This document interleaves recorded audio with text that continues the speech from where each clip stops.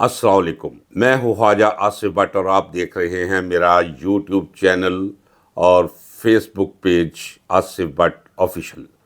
नाज़रीन कराम, आज का मौजू है अमेरिका, बरतानिया, इसराइल, उर्दन, ईरान और इसी तनाजुर में पाकिस्तान। आप अच्छी तरह जानते हैं कि इजराइल गज़ा की पट्टी पर क्या जुल्म और सितम ढाता चला रहा है और फ़लस्तीनियों का क्या हाल हो रहा है इजराइल के हाथों। पहली बात तो आपको ये जहन में रखनी चाहिए और तहकीक आप कर लेंगे, नतीजा यही निकलेगा कि इजराइल इस खित्ते में मिनी अमेरिका है। अमेरिका 70% यहूदी सरमाए के सर पे चलता है और सरमायादाराना निज़ाम में मुइशत का ये उसूल है कि सियासत उसकी जिसकी मुइशत पैसा चलाता है, इस सियासत को जिसे हम जमहूरी सियासत कहते हैं। और दूसरे ये कि आप ये भी तहकीक कर लीजिए कि जितनी बड़ी मल्टीनेशनल्स हैं उनमें से 70% ज्यूज की है। और आप ये भी तहकीक करके पता कर लीजिएगा गूगल पे जाकर कि जितने भी खुफिया बड़े ओहदे हैं उन पर अमेरिका में यहूदी छाए हुए हैं। जुर्रत नहीं है अमेरिकन सदर की कि यहूदी सरमाए के इशारे पे न चले। अब इस पस मंजर में इस व्लॉग को मुलाजा कीजिए, समात कीजिए। जो कुछ इजराइल करता चला रहा है फ़लस्तीनियों के साथ, वो आलमी ज़मीर को झंझोड़ने के लिए काफ़ी है। किसी ज़मीर पर अगर कोई इर्ताश पैदा नहीं हो रहा तो वो सो कॉल्ड उम्मते मुसलमा का ज़मीर है।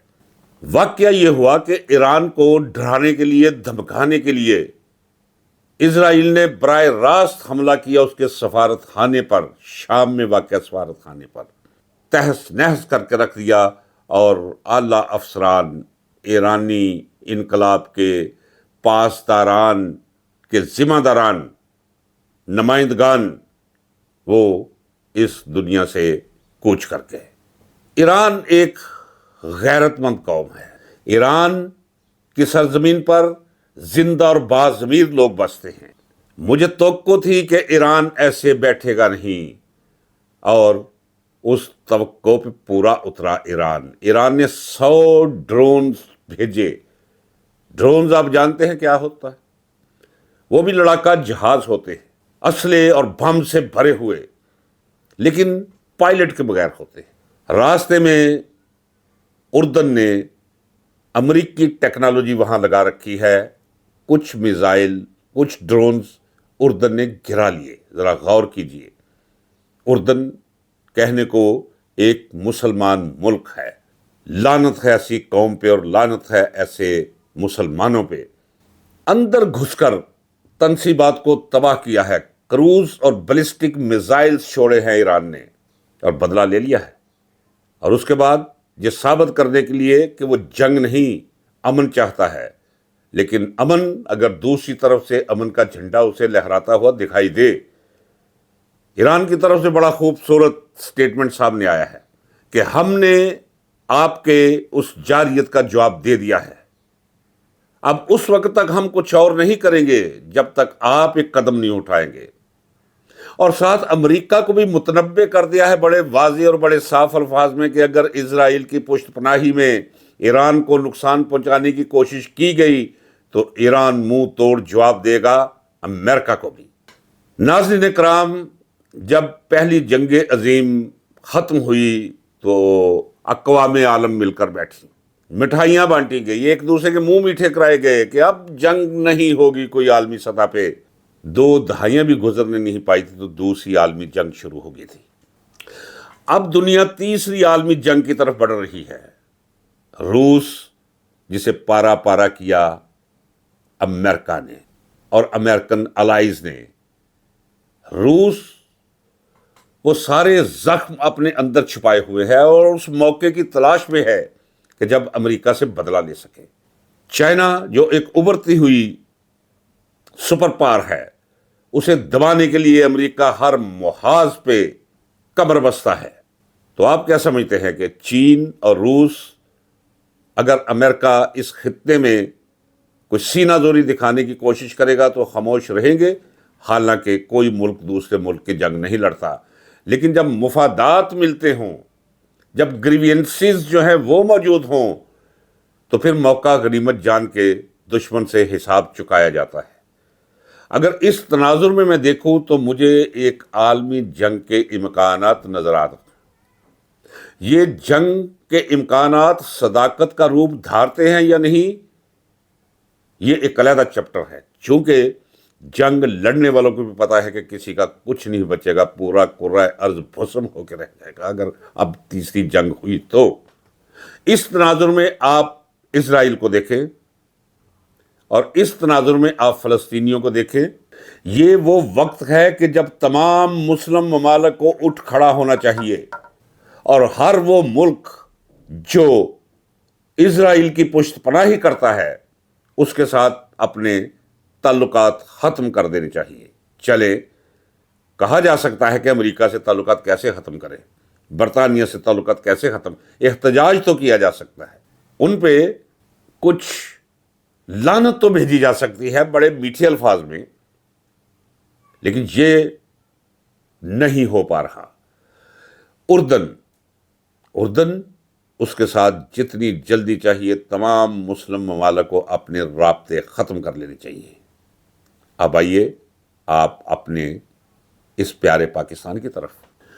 ایران کے ساتھ جو کچھ ہوا اور ایران نے جو کچھ جواب دیا، ہمارا رقبہ بھی بڑھا، ہماری فوج بھی زیادہ، اور فوج دنیا کی چند طاقتور ترین افواج میں سے ایک فوج گنی جاتی ہے پاکستانی فوج، الحمدللہ۔ لیکن فوجی ترجمان بھی خاموش، ISPR والے بھی خاموش، یہ جیلی حکمران، ان سے کیا حکمران، کیا انہیں حکمران کہتے ہوئے شرم آتی ہے؟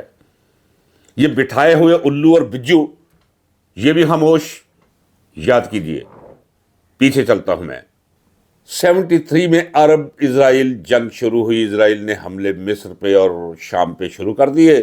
ذوالفقار علی بھٹو اس ملک کے پرائم منسٹر تھے۔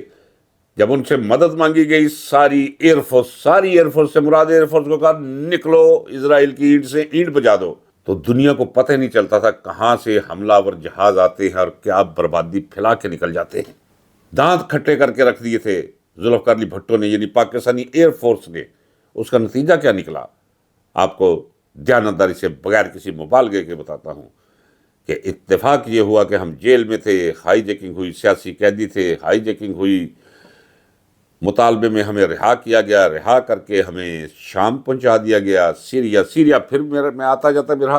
تو اگر کسی ٹیکسی پہ میں سوار ہوتا تھا تو پتہ چلتا تھا کہ میں ہندوستانی نہیں پاکستانی ہوں، تو فوری طور پہ چہرے پہ ایک جو ہے عقیدت اور اپنائیت ابھر آتی تھی ڈرائیور کے۔ اور جب پیسے دیتا تھا، پیسے نہیں لیتے تھے، کیونکہ انہیں یاد تھا وہ 73 کی وہ جنگ کہ پاکستان نے اسرائیل کے دانت کھٹے کرنے کے لیے اپنی ایئر فورس ساری اڑا دی تھی۔ اب پاکستان کیا کر رہا ہے؟ یہ ایک سوال ہے حکمرانوں کے لیے نہیں، پاکستانی عوام کے لیے۔ آفرین ہے ایران پہ اور سرزمین ایران پر بسنے والے لوگوں یعنی قوم، سلام پیش کرتا ہوں میں انہیں۔ اگر حکمران خاموش ہیں، ان میں بولنے کی جرت نہیں، تو چاہیے یہ کہ عوام سڑکوں پہ آ کر ایران کے ساتھ یکجہتی کا اظہار کرے، امریکہ کی مذمت کرے۔ آپ دیکھیے، جب ایران نے یہ جواب دیا اور یہ کہا کہ اگر امریکہ نے ادھر منہ کیا تو اسے بھی اسی طرح کا جواب دیا جائے گا، ابھی 15 منٹ پہلے امریکن پریزیڈنٹ جو بائیڈن کا بیان آ گیا ہے کہ اسرائیل کے ساتھ ہم بہت دور تک نہیں جا سکتے، ایک حد تک رہ سکتے ہیں ہم۔ غالب کا ایک شعر ہے کہ جذبہ بے اختیار شوق دیکھا چاہیے، جذبہ بے اختیار شوق دیکھا چاہیے، سینہ شمشیر سے باہر ہے دم شمشیر کا۔ کوئی ہمت تو کرے، کوئی جرت تو کرے۔ جارے کوفتوں کے دانت کھٹے ہو جاتے ہیں، ماتھوں پہ پسینہ آ جاتا ہے بشرط کہ میدان میں کوئی کھڑا ہو۔ افسوس کہ اس وقت عمران خان اس ملک کا حکمران نہیں۔ اگر وہ اس وقت حکمران ہوتا تو یہ مولوی ڈیزل کو بتاتا، جب وہ اسرائیل کے خلاف ہم ٹھونک کر میدان میں آ جاتا تو یہ مولوی ڈیزل کو بتاتا اس کی اوقات، جس طرح وہ بولتا، جس طرح وہ چیلنج کرتا اسرائیل کو، امریکہ کو۔ ملتے ہیں اگلے ولاگ میں، اللہ حافظ۔